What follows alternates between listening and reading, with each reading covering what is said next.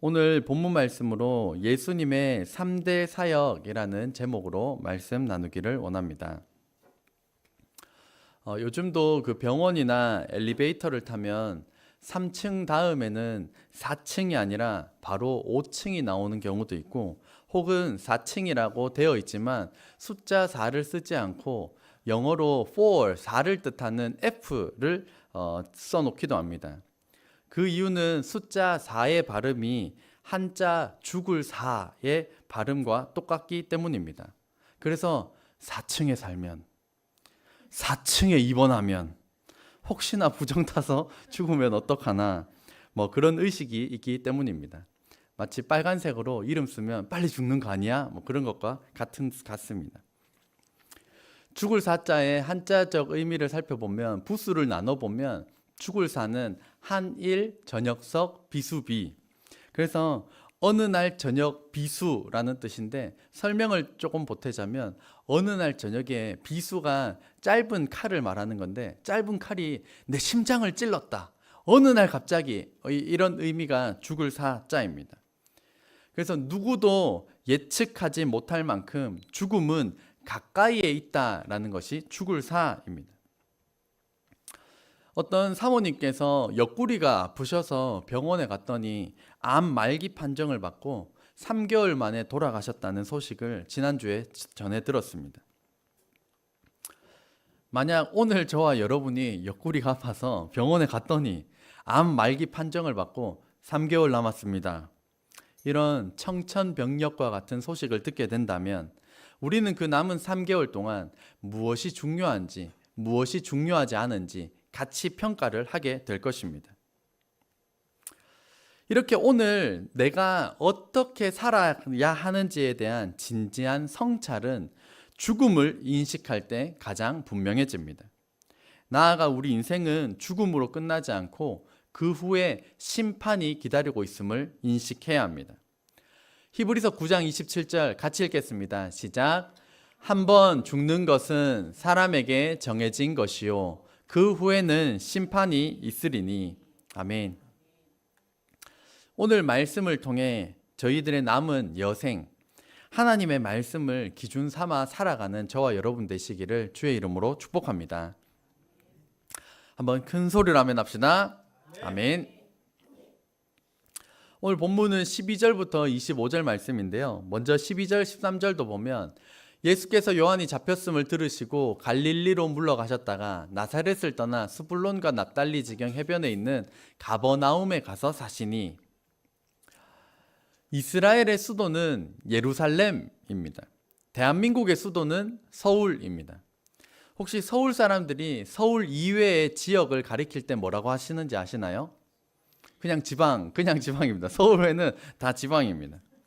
제2의 도시 부산, 진짜 크고 대단한 도시인데 거기도 지방이고, 대전도 서울 사람들은 그냥 지방입니다.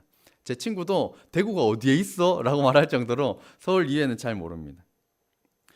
예수님께서 만약에 예루살렘에서 사역을 시작하시고 예루살렘에만 계셨다, 그럼 저희도 서울로 가자 라고 했어야 될 텐데, 예수님께서는 지금 저기 변방, 서울 사람으로 따지면 지방에 그냥 갈릴리, 나사렛, 가버나움에 있는 도시에서 예수님께서는 사역을 시작하셨습니다. 우리 학생들과 청년들이 일자리를 찾아서 서울로 가는 경향이 강한데요. 물론 서울에 젊은이들이 누릴 수 있는 것들이 많이 있습니다. 하지만 예수님께서도 지방에서 사역을 시작하시고 지방에서도 할 일이 있으셨던 것과 같이 오늘 우리를 부르신 이곳, 이 지방에서도 주님의 일을 감당하고 준비하는 저와 여러분 되시기를 주의 이름으로 축복합니다. 17절 말씀에 예수님께서 사역을 하시면서 이렇게 말씀하십니다. 같이 읽겠습니다. 이때부터 예수께서 비로소 전파하여 이르시되 회개하라 천국이 가까이 왔느니라 하시더라. 아멘. 천국은 한자적인 의미로서는 말 그대로 하늘 나라입니다. 성경으로는 하나님 나라이고, 영어로 보면 The Kingdom of God 이라고 해서 하나님 왕국입니다. 좋은 표현은 하나님 왕국인데, 여호와의 증인들이 하나님의 왕국이란 표현을 가지고 가서 저희가 그런 표현은 쓰진 않습니다. 하나님의 왕권, 하나님의 주권이 통치하는 나라, 그것이 바로 하나님의 나라, 하나님의 왕 나라입니다. 천국에 가기 위하여서는 저희가 너무나도 잘 알고 있는 것처럼 예수님을 믿어야 합니다. 하지만 믿는다는 것은 단순한 입술의 고백만으로 그치는 것은 아닙니다. 예수님을 믿는다는 것은 우리들의 심중, 우리들의 마음 깊은 곳에서부터 그 예수님을 따르고 예수님의 말씀을 인정하고 그분의 뜻대로, 그분의 말씀대로 순종하고자 살아가는 삶이 예수님을 믿는다는 것입니다. 그래서 단순하게 생각하면 별거 아닌 것 같지만 깊이 들여다보면 삶의 모든 방식의 방향의 가치에 변화를 주는 것이기 때문에, 뒤바뀌는 것이기 때문에 쉽지 않은 과정입니다. 그래서 천국이 가까이 왔으니까 예수님께서는 회개하라고 말씀하셨습니다. 회개는 한번 따라해 보시겠습니까? 뉘우칠 회, 돌이킬 개, 뉘우치고 돌이키는 것이 바로 회개입니다. 회개의 영역은 먼저 첫 번째로는 원죄입니다. 죄인인 우리가 우리의 방법으로는 해결할 수 없기 때문에 예수님의 보혈, 예수님의 십자가를 의지하여서 우리의 원죄가 회개드림을 통하여서 해결되는 것, 이것이 바로 회개의 첫 번째 영역, 가장 중요한 영역입니다. 그런가 하면 두 번째는 자범죄, 스스로 짓는 범죄. 죄인으로 태어난 우리는 죄를 지으며 살아갈 수밖에 없는 존재인데 그 중에서도 회색지대가 있습니다. 회색지대는 어떤 영역인가요? 타인에게 들키지 않은 영역입니다. 내가 범하고 있는데, 내가 죄를 범하고 있는데 타인에게 걸리지 않은, 들키지 않은 영역입니다. 여러 분야가 있겠지만 이성으로 따지자면 음란한 영역이 될 것이고, 돈으로 따지자면 도박, 투기, 불법과 같은 그 일들, 들키지 않은 회색지대가 존재합니다. 중독의 부분에서는 술이나 담배나 마약이나 게임과 같은 남들에게 드러나지 않은 회색지대가 있습니다. 업무 태만과 같이 일터에서도 지각을 하거나 업무 시간에 개인적인 볼일을 보는 것, 꼭 부장급 이상 되면 회사에서 맨날 주식 틀어놓고 하루 종일 한다고 합니다. 그런 업무 태만과 같은 것들, 남에게 들키지 않은 영역들을 우리는 점검해야 합니다. 언어 생활도 마찬가지입니다. 앞에서는, 교회에서는 우리가 거룩한 척, 신실한 척 하다가 교회 문밖만 나서면 뒤에서 막 이간질하고 있는 말 없는 말 다 만들어내가지고 험담으로 그냥 한 사람 막 그냥 하는 그런 것들도 우리가 하나님 앞에서 회색 지대가 있음을 인정하고 인식하고 이것을 하나님 앞에 회개하고 돌이켜야 하는 영역입니다. 그래서 예수님께서 사역을 시작하시면서 회개하라, 천국이 가까이 왔다라고 말씀하셨던 것입니다. 18절에서 19절 말씀 같이 읽겠습니다. 시작.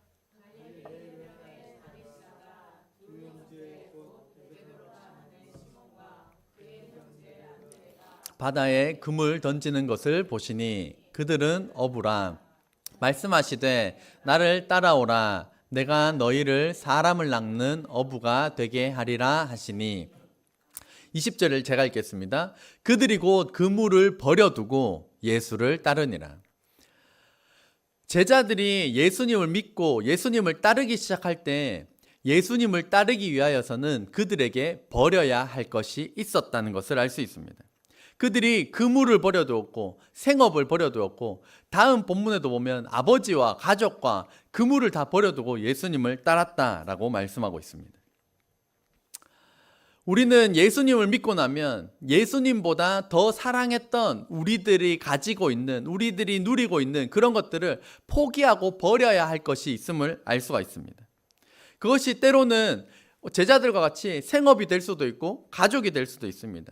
예수님 믿기 이전에 세상의 풍습과 가치 체계가 될 수 있습니다. 그렇다면 예수님을 믿으니까 우리도 오늘부터 직업도 버리고 가족도 버려야 하는 걸까요? 거기에 대해 좋은 해답 모범을 보여준 분이 바로 C.S. 루이스라는 기독교 변증학자입니다. 이분은 예수님 믿기 전에도 교수님이었지만 예수님을 믿고 난 이후에도 교수님 생활을 하셨습니다. 대신에 인생의 목표와 방향이 원래는 나 중심, 나의 영광을 위하여, 나의 성공을 위하여였다면 예수님을 믿고 난 이후에 교수직 생활은 예수님을 위하여, 주님을 위하여로 인생의 목적이 바뀌어졌다는 것입니다. 원래 교수는 동일하지만 그 삶의 목표와 방향이 바뀌게 된 것입니다. 그래서 버린다는 것은, 한번 같이 읽겠습니다. 시작. 버린다는 것은 인생의 목적과 우선순위가 나를 위하여에서 주님을 위하여로 바뀌는 것입니다. 나를 위하여 사는 것이 아니라 예수님을 믿고 난 다음에는 주님을 위하여로 우리들의 직장, 우리들의 가족, 모든 삶이 바뀌게 된다는 것을 의미합니다. 이를 위해서 우리가 해야 할 일은 1번 같이 읽어볼까요? 시작. 주님께 우선순위를 두자. 우리가 해야 할 일은 언제나 주님을 우선순위로 두는 것입니다. 예수님이 이것을 기뻐하실까? 하나님께 영광이 될까? 먼저 우리는 이것을 고민해야 합니다. 두 번째로는 교회 예배와 모임에 우선순위를 두어야 합니다. 주일학교 아이 중에는 믿음이 없는 친구들도 있습니다. 그러다 보니까 이 친구들의 이야기를 듣다 보면 가슴이 답답할 때가 덜어 있는데요. 이 친구들 이야기가 그렇습니다. 주일에 친구들 만나서 놀려고 이 친구 연락하고 저 친구 연락하고 다 연락을 해봤는데 아무도 자기랑 안 놀고 친구 만날 친구가 없다는 겁니다. 에이! 교회 나가자. 그래서 교회를 온다는 겁니다. 그 이야기를 막 앞에서 들으면 이 자식이 지금 뭐야? 이러면서 기가 찰 때가 있는데요.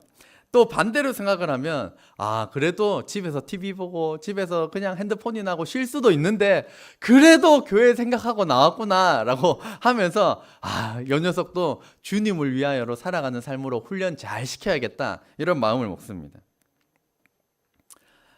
우리도 나를 위하여에서 주님을 위하여로 인생의 목적과 우선순위가 변경된 주님의 제자로 살아가는 저와 여러분 되시기를 주의 이름으로 축복합니다. 마태복음 4장 23절 예수님의 3대 사역을 가리키는 중요한 말씀 구절인데요. 같이 읽겠습니다. 시작. 예수께서 온 갈릴리에 두루 다니사 그들의 회당에서 가르치시며 천국 복음을 전파하시며 백성 중에 모든 병과 모든 약한 것을 고치시니. 아멘. 이 말씀을 가리켜서 예수님의 3대 사역이라고 표현하는 말씀입니다. 첫 번째로는 그들의 회당에서 가르치시며입니다. 가르치시다라는 것은 믿는 자들을 세워나가는 일을 의미합니다. 교회 안에서 믿는 자들을 세워나가는 일, 재생산하는 그런 사역들을 의미합니다. 그래서 우리도 나의 거룩함을 지켜나가는 것도 너무나도 중요하지만 내가 속한 우리 교회 공동체의 거룩함을 위하여 힘쓰는 것도 너무나도 중요한 영역입니다. 오늘날 저와 여러분이 이 신앙의 이 수준까지 올 수 있었던 것은 단순히 내가 노력했는 것이 아니라 우리의 먼저 된 세대들의 눈물의 기도 씨앗이 있었음을 우리는 기억해야 하는 것입니다. 이제 우리가 이만큼 성장하고 난 다음에 우리가 해야 할 일은 우리를 위하여 믿음의 세대가 먼저 눈물의 씨앗을 뿌린 것처럼 우리도 하나님 앞에서 다음 세대를 위하여, 자녀 세대를 위하여 눈물로 씨앗을 뿌리는 일들을 우리가 해야 합니다. 이런 좋은 표현이 있습니다. 희생 없이, 한번 같이 읽어볼까요? 시작. 희생 없이 일어난 위대한 일은 없다. 이 표현이 참 가슴을 좀 두근거리게 하는 표현입니다. 자녀 양육도 얼마나 힘듭니까? 하지만 부모의 희생을 통하여서 훌륭하게 자녀들이 성장하는 것과도 같습니다. 무슨 일이든지 희생이 있어야 합니다. 우리 대학교 청년들 이제 학교에서 과제할 때 보면 팀플이라고 해서 몇몇이 모여가지고 함께 팀을 모여서 과제를 이루어 나가는데 그 중에서도 주도적으로 해 나가는 사람이 가장 상처와 희생을 많이 감당해야 합니다. 따라 안 하는 팀원들이 있기 때문인데 그때도 무언가 팀플 과제 하나를 이루기 위해서도 누군가의 헌신, 누군가의 희생이 거기에 수반되어야 합니다. 저희 새하얀교회가 여기까지 오는 데 있어서도 성도님들의 눈물, 성도님들의 헌신과 희생이 있었기 때문에 오늘날 우리 교회가 여기까지 올 수 있었습니다. 무엇보다 예수님께서 우리를 위하여 십자가에 대신 돌아가시는 가장 중요한 그 목숨을 희생하셨던 것처럼 우리도 공동체를 위하여서, 다음 세대를 위하여서 희생을 결단해야 합니다. 믿는 자를 세워 나아가는 일 중에 참으로 중요한 일은 자녀들을 세워 나아가는 일입니다. 자녀들을 세워 나아가기 위하여서 자녀들에게 부지런히 말씀을 가르쳐야 합니다. 이스라엘에서 축복이라고 하는 것은 내 여호와 유일신 그 신앙이 다음 세대, 내 자녀 세대에게 전해지는 것, 흘러가는 것을 가장 큰 축복이라 여겼습니다. 그렇다면 반대로 저주는 뭐냐? 내 자녀 세대에 신앙의 유산이 흘러가지 않는 것이 가장 큰 저주라고 여겼습니다. 그러니까 천대까지 복을 베푸신다. 자자손손 여호와 유일신 신앙, 그 가문에서 이루어지는 것이었습니다. 우리도 교회와 복음을 위하여서 충성을 다하고 헌신하고 희생을 하고 순종을 하였는데 내 대해서 믿음이 끊어지고 내 자녀는 지옥불에 떨어져야 한다면 그것만큼 가슴 아픈 일이 어디에 있겠습니까? 그렇기 때문에 가장 중요한, 가장 사랑하는 우리의 자녀에게 부지런히 말씀을 가르쳐야 합니다. 일명 수많은 고아들의 아버지라 불리는 조지 뮬러 목사님께서는 수많은 고아들을 주님께로 인도하였지만 그 중에서도 자신의 가장 친한 친구 5명을 전도한 사례가 조지 뮬러 목사님 책에 나와 있습니다. 첫 번째 친구는 그 친구의 영혼 구원을 위하여서 수개월 동안 기도하였고 그 친구가 수개월 만에 예수님을 영접하고 구원을 받았습니다. 두 번째 친구는 그 친구를 위하여 18개월 동안 기도하였는데 마침내 18개월 후에 그 친구가 예수님을 영접하게 되었습니다. 세 번째 친구는 5년 동안 기도하였습니다. 그래서 5년 기도하고 난 다음에 그 친구가 예수님을 영접하였고 네 번째 친구는 몇 년인가요? 화면 보이시나요? 36년입니다. 36년 동안 기도하니까 그 친구가 마침내 예수님을 영접하였습니다. 마지막 5번째 친구는 52년 이상 기도하였는데 조지 뮬러 목사님이 죽어버렸습니다. 죽고 난 다음에 후대에 의해서 알아보니까 그 마지막 그 친구도 마찬가지로 조지 뮬러 목사님이 죽고 난 이후에 예수님을 영접하고 구원하였다는 것이 후대에 의하여서 기록이 되었습니다. 정은희 목사님께서도 어머니의 영혼 구원을 위하여서 15년 이상 기도하셨다고 합니다. 그리고 그 기도는 마침내 응답받았습니다. 자녀의 영혼 구원을 위한 기도, 이 세상을 살면서 절대로 포기할 수 없는 기도입니다. 자녀들에게 부지런히 말씀을 가르쳐야 하는데 가르치는 방법은 무궁무진합니다. 먼저 첫 번째 1번, 밑에 1번입니다. 같이 읽겠습니다. 시작. 구체적인 성경 말씀을 풀이. 저희가 부지런히 하는 일입니다. 자녀들이 성경에 관해서 궁금해한다면 부지런히 가르쳐야 하고 어떻게든 그 성경 말씀을 가르치는 것, 전수해 주는 것, 그것이 너무나도 중요한 영역 중에 하나입니다. 또한 두 번째 2번 같이 읽겠습니다. 시작. 무슨 이야기를 하든지 하나님과 연관지어 설명. 이것도 참 직접적이기도 하고 간접적이기도 한 이 말씀을 설명하는 방법 중에 하나입니다. 예를 들면 이런 겁니다. 자녀가 이야기합니다. 와, 오늘 날씨 진짜 좋아요. 이렇게 하면 야, 이렇게 좋은 날씨를 주신 하나님께 감사드리자. 어떻게든 하나님 이야기를 집어넣는 겁니다. 이번에 성적이 올랐어요. 그러면 지혜를 주신 하나님께 감사드리자. 이번에 성적이 떨어졌어요. 그래더라도 성적이 떨어진 것과 상관없이 변함없이 너를 사랑하시는 하나님께 감사드리자. 어떻게든지 무슨 방도로든지 하나님의 이야기를 꺼내서 하나님 이야기를 끊임없이 들려주는 것입니다. 내 삶에 일어난 많은 일들 중에 하나님의 은혜 아니고서는 설명이 되지 않는 일들이 분명히 있음에도 불구하고 내가 한 것처럼, 내가 내 힘과 내 능력으로 한 것처럼 그저 운이 좋았는 것으로 치부한다면 그것을 은혜 베푸신 하나님은 너무나도 슬퍼하실 것입니다. 예수님의 3대 사역 중 이 첫 번째 믿는 자들을 세워가는 이 사역, 믿는 자들을 세워나가는 저와 여러분 되시기를 주의 이름으로 축복합니다. 둘째입니다. 둘째 같이 읽겠습니다. 시작. 믿지 않는 자들에게 천국 복음을 전파해야 합니다. 말씀도 같이 읽겠습니다. 그들의 회당에서 가르치시며 천국 복음을 전파하시며. 아멘.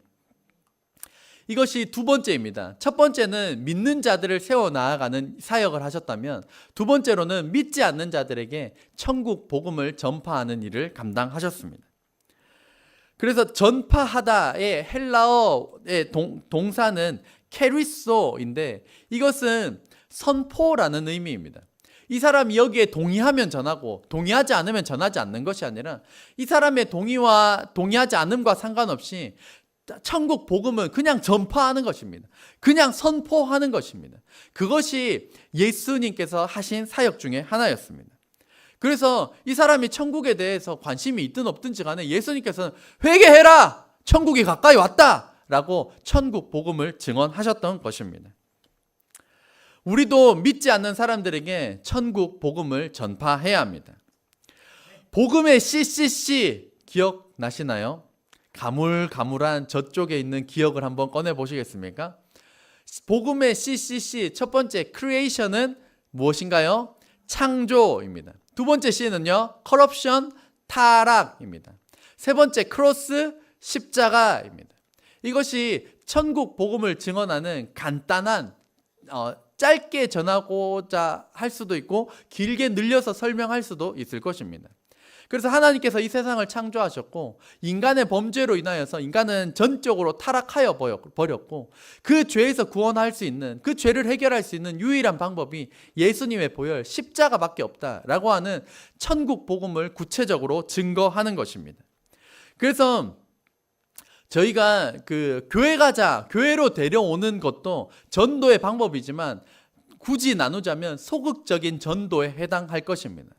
적극적인 전도는 이 구체적인 복음의 CCC, 복음의 내용을 구체적으로 전도하는 것, 전파하는 것, 가르쳐 주는 것, 이것이 보다 적극적인 전도의 방법입니다.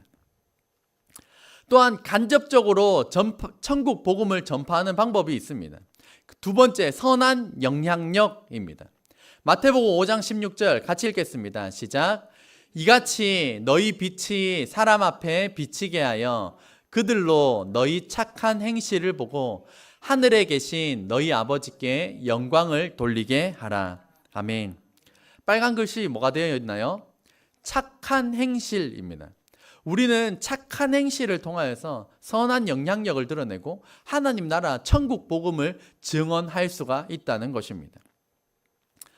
센터 종사자들도 너무나도 열심히 일하고 있지만, 오광열 형제의 일화를 하나 소개해 드리자면, 광열 형제가 일터에서 원래는 이제 추가 근로를 신청하면 추가 근로를 하면서 수당을 받는 게 있습니다. 하지만 광열 형제가 일이 많기도 하지만 한편으로서는 내가 직장 내에서 어떻게 하면 하나님의 영광을 드러낼 수 있을까? 어떻게 하면 선한 영향력을 행사할 수 있을까를 고민하면서 하나 목표로 잡은 것이 추가 수당과 상관없이 1시간 더 일을 하자라는 것을 목표로 세웠습니다. 그것이 매일매일은 아니고요. 일주일에 한 번에서 두 번 정도 지금 꾸준하게 실행을 하고 있습니다. 처음에 할 때는 너무 티를 내면서 했던지 사람들이 막 뭐라고 하는 겁니다. 공기업 특성상 6시 땡 하면 가야 되는데 안 가는 겁니다. 니 왜 안 가냐고 막 이렇게 손가락질이 들어오니까 가는 척 하다가 이제 앉는 이런 방식으로 바꾸었다고 합니다. 그래서 지금 하나님의 영광을 위하여 선한 영향력을 행사하기 위하여서 돈과 상관없이 추가 수당을 받지 않고 1시간씩 더 일을 해 나가고 있습니다. 이 착한 행실, 선한 영향력을 통하여서 천국 복음을 증언하는 저와 여러분 되시기를 주의 이름으로 축복합니다. 또한 우리가 천국 복음을 증거할 수 있는 간접적인 전파 방법은 3번 같이 읽겠습니다. 시작. 식사 기도입니다. 밥 먹을 때 기도하시나요? 기도하시나요? 예멘, 감사합니다.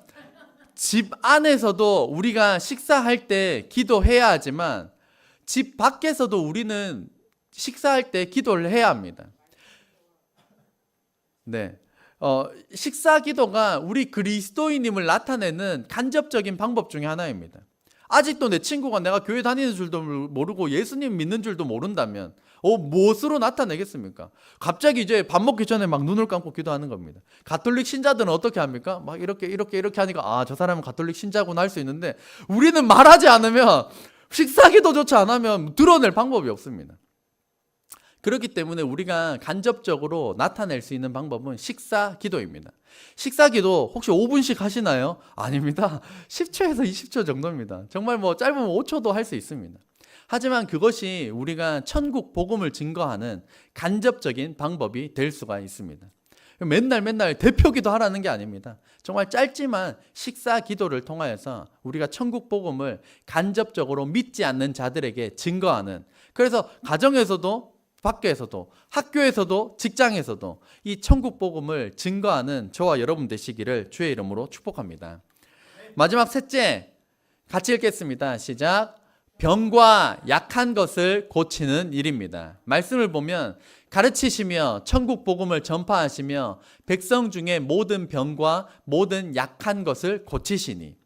예수님의 3대 사역은 믿는 자들을 세워나가는 것, 믿지 않는 자들에게 천국 복음을 증거하는 것, 그리고 몸이 약한 것, 마음이 질병에 걸린 자들을 고치시는 치유 사역이 바로 3대 사역이었습니다. 이 예수님의 3대 사역을 쫓아서 우리도 목회자이건 아니건 예수님을 믿는 사람이라면 누구에게나 주신 예수님의 이름의 권세를 가지고 마음과 육신의 질병의 치유를 위하여서 우리는 기도해야 합니다. 누가 아프다 그러면 기도해 주시기를 바랍니다. 기도하겠다라고 말도 하고 진짜로 기도도 하시길 바랍니다. 기도는 내 능력이 아닙니다. 내 능력이 아니라 나는 기도할 뿐이고 하나님께서 역사하시면 마음과 육신의 질병을 치유해 주실 것입니다. 이 시대의 중요한 일 중 하나는 이 마음의 질병을 고치는 일입니다. 마음의 질병에 걸린 사람들이 너무나도 많습니다. 이것을 위해 우리가 할 수 있는 일, 기도이고 또한 이 사람들 알아가는 공부일 것이고 또 저희가 손쉽게 할 수 있는 방법 중에 하나는 경청입니다. 이런 말이 있습니다. 들어보셨을 텐데요. 세상에 내 이야기를 진심으로 들어줄 한 사람만 있어도 그 사람은 자살하지 않는다 라는 말이 있습니다. 정말 한 사람만 그 사람의 이야기를 진지하게 경청해서 들어주기만 하면 우리는 그 사람을 살려낼 수가 있다는 것입니다. 그래서 가까운 사람들의 이야기를 경청함을 통하여서 가까운 사람들의 버팀목이 되어줄 수가 있고, 우리가 더 많이 공부를 한다면 심리 상담가가 되어서 치료사가 되어서 전문가가 되어서 우리는 마음의 질병이 걸린 자들을 도와줄 수 있을 것입니다. 무엇보다 우리가 일상에서 벌어지는 경청, 대화, 그 모든 것들 가운데 성령 하나님께서 이곳 가운데 역사하여 주시기를 우리는 기도하고 경청함을 통하여서 그 마음의 짐들을 덜어내는 그런 치유하는 일들을 우리는 할 수 있습니다. 지금 이 시대는 이제 AI 시대에 접해 들어왔습니다. 그 위의 시대가 스마트폰이고 그 위가 인터넷과 컴퓨터, 그 위가 신문과 TV, 그 위는 라디오 시대였습니다. 이 인터넷과 컴퓨터 발달로 인하여서 이 사회에 많은 문제들이 발생하였습니다. 제가 어릴 때만 하더라도 심심찮게 봤던 것이 방송통신심의위원회를 통하여서 방송에 뭔가 제재가 계속 걸리는 거였습니다. 토요일마다 되면 시청자들을 의견 내가지고 이거 너무 선정적인 거 아니냐, 이거 너무 폭력적인 거 아니냐, 이거 방송에 내보낼 수 없는 거 아니냐, 막 그런 것들이 나오니까 저희들이 보는 방송은 좀 덜 자극적이었고 그때 그래도 수위 조절이 잘 되었던 것 같습니다. 그런데 지금 인터넷 영상에는 이 방송통신심의위원회를 거치지 않습니다. 그러니까 찾아보면 별의별 영상들이 다 존재하고 있습니다. 음란한 것도 그냥 쉽게 찾을 수가 있고, 폭력적인 것, 잔인한 것, 어느 정도로 잔인한가 그 어르신들은 아마 상상도 못할 수준입니다. 얼마 전 뉴스에 나왔던 것이 라이브 방송이라고 카메라를 켜게 되는데 미국에서 라이브 방송 카메라를 켜고 실제 총을 들고 사람을 쏴 죽이는 거를 라이브 방송으로 내보내는 시대입니다. 그거를 보고 영향을 받은 어떤 한 사람이 다시 그 총기 난사를 했는데 왜 했냐? 그러니까 내가 지난번에 라이브로 총기 난사하는 거 봤다. 이렇게도 하였습니다. 또 저희 이제 학생들과 이야기를 나누니까 그 학생들은 어떤 걸 봤냐? 어떤 사람이 나와서 총으로 자살하는데 자살하는 영상을 라이브를 켜고 자살하더라는 겁니다. 이런 것들이 인터넷에 넘쳐나는 시대를 살고 있습니다. 어른인 우리가 봐도 그것이 참으로 충격적이고 참담하고 영향을 받을 수밖에 없는데, 이 성적으로 들어가면 너무나도 많습니다. 게이, 레즈비언, 트랜스젠더, 성전환 수술한 사람들 나와서 별의별 짓들을 다 하고 있습니다. 그것들이 저희가 보면 징그럽다, 이상하다 라는 수준에 머물고 저는 어른이니까 넘어가는데, 청소년들은 그걸 보면 나도 하고 싶다, 나도 뭐 생식기 떼어내고 싶다, 나도 수술하고 싶다, 영향을 받을 수밖에 없는 것들이 인터넷에 넘쳐나고 있습니다. 어른도 영향을 받는데 우리 자녀들, 우리 다음 세대들은 얼마나 심각한 영향을 받으며 살게 될까요? 이처럼 예수님의 이 사역을 닮아서 이 시대의 아픔, 이 시대의 슬픔을 바라보며 마음과 육신의 질병의 이 치유를 위하여 기도하고, 또한 이 일들을 위하여서 준비하는, 또 사역하는 저와 여러분 되시기를 주의 이름으로 축복합니다. 기도하겠습니다.